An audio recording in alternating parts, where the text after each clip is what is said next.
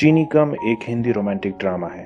ये कहानी दो ऐसे लोगों की है जिनकी उम्र में काफी डिफरेंस है। आदमी तो रिटायरमेंट की उम्र भी पार कर चुका है, जबकि लड़की उसकी उम्र की आधी है, लेकिन इसके बावजूद उन्हें एक दूसरे से प्यार हो जाता है। जाहिर सी बात है कि ये एक ऐसा रिश्ता है जो लोगों की आंखों को एक नहीं सुहाएगा। लड़की का पिता भी भला इस रिश्ते को कैसे एक्सेप्ट कर सकता है। उसका दामाद उससे भी 6 साल बड़ा है। बखेड़ा तो होना ही था। लेकिन इससे पहले कि हम इस कहानी को देखें, अगर आपको मेरा काम पसंद आता है तो वीडियो को लाइक, शेयर और चैनल को सब्सक्राइब कर दें। बुद्धदेव गुप्ता लंदन में एक इंडियन रेस्टोरेंट चलाता है। पेशे से एक शेफ है। पिछले 22 सालों में उसने अपने रेस्टोरेंट से एक भी दिन छुट्टी नहीं ली। अपने काम में बड़ा ईमानदार है। उसका मानना है कि खाना बनाना कोई मामूली काम नहीं है, बल्कि एक कला है।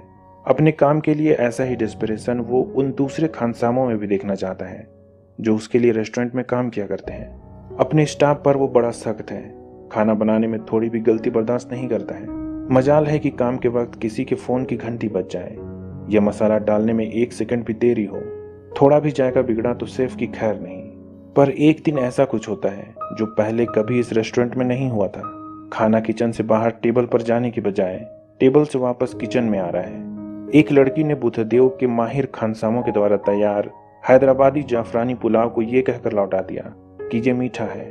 खाना वापस किचन में लौटते देख बुद्धदेव इतना तिलमिला उठा कि पुलाव बिना टेस्ट किए कि आखिर सच में जाएगा ठीक है या नहीं, सीधे टेबल पर उस महिला से लड़ने चला गया और कहता है कि हमारे यहाँ किचन से खाना केवल बाहर जाता है, ना कि अंदर आता है। इसलिए हमें लगता है कि हम जो जाफरानी पुलाव बनाते हैं वो बेहतरीन है। हो सकता है कि हम गलत हों, या फिर ये भी हो सकता है कि आज तक आपने जाफरानी पुलाव के नाम पर केवल गलतफहमी ही खाई है। खैर जो भी हो, हम ये जानना चाहते हैं कि आपके मुताबिक ये पुलाव किस तरह बननी चाहिए। अगर आपने आज तक कभी किचन में कदम ना रखा हो तो बाहर जाइए, इंडिया में अपनी माँ को फोन लगाइए और उनसे पूछिए कि असली हैदराबादी जाफरानी पुलाव किस तरह बनाया जाता है। उसने भरे रेस्टोरेंट में उस लड़की को एम्बेरस करने की कोई कसर नहीं छोड़ी। एयर फेयर थोड़ा कम क्या हो गया, इंडिया से कोई भी मुंह उठा के चलाता है। बुद्धदेव बड़ा खड़ूस है, अकड़ू किस्म का, लेकिन दिल का उतना बुरा नहीं है। 64 साल का हो गया है, पर अब तक शादी नहीं की। घर पर अपनी 85 साल की माँ के साथ रहता है। माँ के लिए ऑर्थराइटिस की तो अपने लिए बीपी की गोलियां खरीदता है।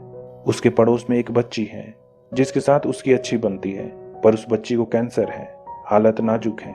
वो जब भी रेस्टोरेंट से वापस घर लौटता है या तो अपनी माँ की कड़वी कड़वी बातें सुनता है या फिर उस बच्ची के साथ टाइम स्पेंड करता है। यही उसका पूरा लाइफ रूटीन है। पर जल्दी ही इस रूटीन में हलचल होने वाली है। अगले दिन किसी ने फिर से जाफरानी पुलाव को वापस लौटा दिया, लेकिन इस बार कस्टमर से सीधे बहस करने के बजाय बुद्धदेव पहले ही से चखता है। टेस्ट करने पर सब कुछ परफेक्ट मालूम पड़ता है। इसे तो कोई मुर्दा जुबान ही ना मंजूर कर सकता है। आखिर बात क्या है?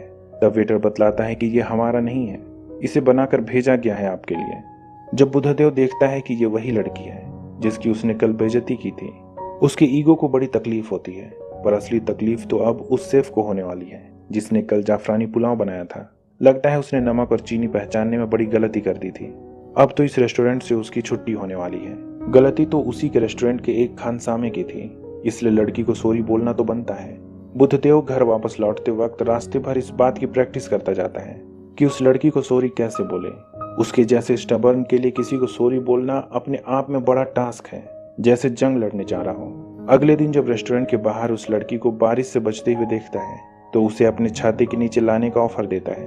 लंदन के मौसम का कोई भरोसा नहीं, कभी भी बारिश हो जाती है। इसलिए बुद्धदेव हमेशा अपने साथ एक छाता रखता है। हालांकि बुद्धदेव अपनी ईगो को साइड में रखकर उससे पूछता है कि आखिर वो एक टूरिस्ट है तो घूमने फिरने के बजाय अपना कीमती समय जाफरानी पुलाव बनाने में क्यों जाया किया। जाहिर सी बात है कि ईगो केवल उसी में नहीं है। उस लड़की ने भी बुद्धदेव का जवाब देने के लिए इतनी जहमत उठाई थी। उस शाम बुद्धदेव उसे अपने रेस्टोरेंट में कॉफी पीने के लिए इनवाइट करता है। बुद्धदेव ने यहाँ बड़ी कोशिश की कि उसे एक बार सॉरी बोल दे, लेकिन कहे भी तो कैसे। आज तक कभी किसी से माफी नहीं मांगी है। उस लड़की ने भी उसे बातों ही बातों में उसकी गलती की याद कई बार दिलाई।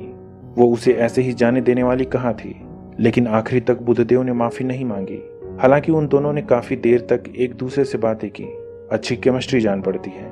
रेस्टोरेंट में काम करने वाले स्टाफ भी इस बात को नोटिस कर सकते हैं, इसलिए उन्होंने इसका फायदा उठाया और उस लड़की से उससे बाबू के लिए, जिसने कल पुलाव में गलती से चीनी डाल दी थी, उसकी मदद मांगी। अगले दिन जब वो छाता रिटर्न करने वापस उस रेस्टोरेंट में जाती है तब बुद्धदेव से कहती है कि जब रेस्टोरेंट में कोई खाने की तारीफ करता है तो ये उसकी तारीफ होती है। तो फिर कोई अगर शिकायत करता है या गाली देता है तो फिर क्यों गलती केवल वहां काम करने वाले शेफ की होती है? इसका क्रेडिट भी तो उसे ही मिलना चाहिए ना। उस दिन बुद्धदेव ने बाबू को फिर से अपने रेस्टोरेंट में बहाल कर दिया और कहता है कि अगर इंडिया की मुश्किलें कम नहीं कर सकते हैं तो फिर इसे बढ़ाए क्यों। धीरे धीरे उन दोनों का मिलना जुलना आम होने लगा, लेकिन मिलने का बहाना अब भी छाता रिटर्न करने का ही है। शुक्र है इस लड़की की वजह से खड़ूस बुद्धदेव के बर्ताव में गजब का बदलाव हुआ। रेस्टोरेंट का माहौल थोड़ा हल्का होने लगा है। अब तो मिजाज के साथ मेनू भी बदलने लगे हैं। फाइनली कई दिनों तक मिलते जुलते रहने के बाद उन्होंने एक दूसरे को अपना नाम बतलाया। उस लड़की का नाम नीना वर्मा है। उस शाम उसने नीना को अपनी माँ से भी मिलवाया। अब तो तय है कि दोनों एक दूसरे को चाहते हैं। अगले दिन जब दोनों एक पार्क में बैठे हैं, नीना की उम्र जानकर बुद्धदेव को बड़ी तकलीफ हुई। वो महज 34 साल की है, उससे 30 साल छोटी है। जोड़ी भला कैसे जमेगी? 34 साल बाद अब जाके उसे एक दिलचस्प आदमी मिला है, पर देख तो ले कि उसमें कितना स्टेमिना बचा है। इसलिए उसे पार्क में दौड़कर दूर एक पेड़ को जल्दी से छूकर वापस आने को कहती है। जब बुद्धदेव भागा भागा पेड़ छूकर वापस आता है तब वो कहती है कि वो बस देखना चाहती थी कि उसमें कुछ करने का स्टेमिना है भी या नहीं। वो इस टेस्ट में पास हो गया। उस रात जब नीना की फ्रेंड अपने बॉयफ्रेंड के साथ बाहर जाने वाली है, उसने बुद्धदेव को रात में डिनर के लिए बुलाया। बुद्धदेव भी शाम को बन ठन कर नीना के पास जाने लगा, पर रास्ते में उसे ये बात याद आई कि रात में डिनर का मतलब केवल डिनर नहीं है। आज ही उसने उसका स्टेमिना चेक करने के लिए पार्क में भगाया था। सो जाने से पहले वो एक मेडिकल स्टोर चला जाता है, लेकिन कॉन्डोम खरीदने में उसके पसीने छूट गए। कैसे मांगे भला? कल तक तो यहाँ से बीपी की दवाइयाँ खरीदता था। मेडिकल वाले भी जोर से बातें कर रहे हैं, चाचा को ड्यूरेक्स दो प्लीज, पर इतनी जहमत का भी कोई फायदा नहीं हुआ। नीना ने बाद में फोन करके कह दिया कि उसकी फ्रेंड ने प्लान कैंसिल कर दिया है, वे घर में ही हैं। अगले दिन जब वे मिले तो उन्होंने ये तय किया कि दोनों एक दूसरे से शादी करेंगे। बुद्धदेव की माँ से वो बात करेगी, जबकि नीना के पापा से वो दिल्ली जाकर खुद बात करेगा। लेकिन आज का दिन दोनों के लिए उतना अच्छा नहीं रहा। जब वे बुद्धदेव की माँ से बात करने जा रहे थे, देखते हैं कि बुद्धदेव की पड़ोस में रहने वाली बच्ची बहुत बीमार है। उसे हॉस्पिटल ले जाया जा रहा है। पिछले 3 हफ्ते में उसे इसी तरह 7 बार हॉस्पिटल ले जाना पड़ा है। थोड़ी देर बाद नीना को भी इंडिया से एक बुरी खबर मिली। उसका पिता हॉस्पिटल में है, लगता है हार्ट अटैक था। नीना को वापस इंडिया जाना होगा। कुछ दिनों बाद जब उस बच्ची की हालत थोड़ी बेहतर होती है, बुद्धदेव भी इंडिया चला जाता है। आखिर उसे भी अपने और नीना के रिश्ते के बारे में उसके पिता से बात करनी ही थी। वो अपनी माँ को हरिद्वार छोड़कर दिल्ली आ जाता है। लेकिन जब बुद्धदेव नीना के पिता ओम प्रकाश से मिलता है तो देखता है कि वो उम्र में उससे खुद 6 साल छोटा है, अभी मात्र 58 का है। उसका होने वाला ससुर खुद उम्र में उससे जवान है, लेकिन बातों से पता चलता है कि वो दिमाग से उससे कहीं ज्यादा बूढ़ा हो चुका है। हर बात में बुढ़ापा और बीमारी का ही जिक्र करता है। अगर वो उसके मुंह से ये बात सुन ले कि वो उसकी बेटी से शादी करना चाहता है तो बेचारा दिल के दौरे से ही मर जाएगा। लेकिन बात तो करनी ही है, इसलिए शुरू में खाना खिलाकर उसे पटाने की कोशिश करता है, पर यह दाव भी काम नहीं आया। बुढ़ा गांधीवादी है, इसलिए बुद्धदेव ने सोचा था कि कंप्लीट वेजिटेरियन होगा, लेकिन वो तो नॉन वेजिटेरियन निकला। जब बात नहीं बनी तो लंदन में रहने वाली बच्ची ने उस बुढ़े को शराब पिलाकर बोतल में उतारने की सलाह दी, पर शराब से भी काम नहीं बना। अब जो भी हो, बुद्धदेव ने नीना के पिता को अपने मन की बात कही थी कि वो उसकी बेटी से शादी करना चाहता है। बुद्धदेव की बात सुनकर ओम प्रकाश की हवाइयां उड़ गईं। मन तो किया कि उस हौसी को मार ही डाले। जब ओम प्रकाश तिलमिलाए हुए घर वापस पहुंचा तो नीना कहती है कि वो भी बुद्धदेव से शादी करना चाहती है। तब ओम प्रकाश ने अपनी बेटी को बहुत समझाया कि वो आदमी उम्र में उससे कहीं बड़ा है, ज्यादा से ज्यादा 5-10 साल ही जी सकेगा। उसके बाद वो क्या करेगी? वो ये शादी हरगिज नहीं होने देगा, उसे ये रिश्ता मंजूर नहीं है। तब नीना कहती है कि वो उससे कोई राय नहीं मांग रही है, बल्कि उसे बतला रही है कि वो बुद्धदेव से शादी करेगी। जब नीना ने भी जिद ठान ली तब ओम प्रकाश ने असली गांधीवादी तरीका अपनाया। वो भूख हड़ताल पर बैठ गया। जब तक नीना ये नहीं कह देगी कि वो बुद्धदेव से शादी नहीं करेगी, वो आमरण अनशन जारी रखेगा। लेकिन नीना भी कम नहीं थी, वो भी अंबेडकर की तरह अपनी बात पर अड़ गई। ये टसल 2 दिनों तक चलती रही। नकली गांधीवादी ने असली अनशन का फायदा उठाना चाहा। पुलिस भी आत्महत्या के लिए तुले ओम प्रकाश को रोकने में कोई मदद नहीं कर सकती है। इस देश की पुलिस एक सत्याग्रही को कैसे पकड़ सकती है? ओम प्रकाश का आमरण अनशन अब पूरे मोहल्ले में गॉसिप का कारण बनने लगा है। ड्रामा देखने के लिए घर के बाहर भीड़ लगी रहती है। एक दिन लंबे ड्रामे से तंग आकर बुद्धदेव उसके घर आ जाता है और कहता है कि अगर उसे अपनी बेटी की थोड़ी भी चिंता होती तो वो 34 सालों तक उसे कुंवारी नहीं रहने देता। वो सिंपली जेलस है। क्योंकि उसके हिसाब से तो उसकी उम्र में भजन भोजन भाजी के सिवाय और कुछ नहीं सोचना चाहिए।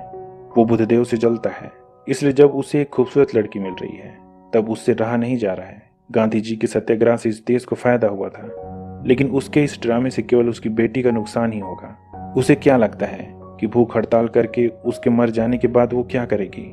आखिर में वो उसी के पास आएगी, तो तुम्हारे भूखे खुद को मारने का क्या फायदा होगा? लेकिन अगर वो लंदन चला जाए तो जान लो कि उसकी बेटी कभी शादी नहीं करेगी, पूरी उम्र कुंवारी बैठे रहेगी, वो भी केवल तुम्हारी जलन की वजह से। वो अपनी बेटी की जिंदगी छीन रहा है, कैसा बाप है। थोड़ी देर में बुद्धदेव वहां से चला जाता है। उसने कुतुब मीनार के पास एक विश मांगी थी कि नीना उसके पास वापस आ जाए। आखिरकार ओम प्रकाश ने भी नीना को उसके पास जाने के लिए छोड़ दिया। वो अपनी बेटी की जिंदगी में कोई विलन नहीं बनना चाहता है। लेकिन तभी बुद्धदेव को लंदन से एक बुरी खबर मिली। उस बच्ची के पिता ने उसे बताया कि उसकी बेटी अब इस दुनिया में नहीं रही, कैंसर से उसकी मौत हो गई है। एक और बुद्धदेव को उसका प्यार तो मिल गया, पर दूसरी तरफ उसकी सबसे प्यारी चीज उससे दूर हो गई। उस बच्ची की मौत ने उसे अंदर तक झकझोर दिया। तब नीना ने उसे समझाया कि अपने मन से प्यार को आंसुओं के जरिए यूं ही बह जाने मत दो। एक दफे उस बच्ची ने भी कहा था कि अगर जिससे प्यार करते हो उसकी वजह से सैड हो भी जाओ तो ये हैप्पी सैड होता है। खैर जो भी हो, आखिरकार बुद्धदेव और नीना की शादी हो जाती है। अंत में ये बेमेल प्रेम कहानी खत्म हो जाती है। नीना का मानना था कि भले ही बुद्धदेव केवल 5 या 10 साल ही जिए, उसे इससे कोई फर्क नहीं पड़ता है, पर किसी ऐसे से जिससे वो प्यार नहीं करती है 50 साल बिताने के बजाय बुद्धदेव जिससे वो प्यार करती है 5 साल बिताना ही उसके लिए काफी होगा। उम्मीद करता हूँ कि यह कहानी आपको पसंद आई होगी। अगर ऐसा है तो वीडियो को लाइक, शेयर और चैनल को सब्सक्राइब कर दें। अभी तक बने रहने के लिए शुक्रिया।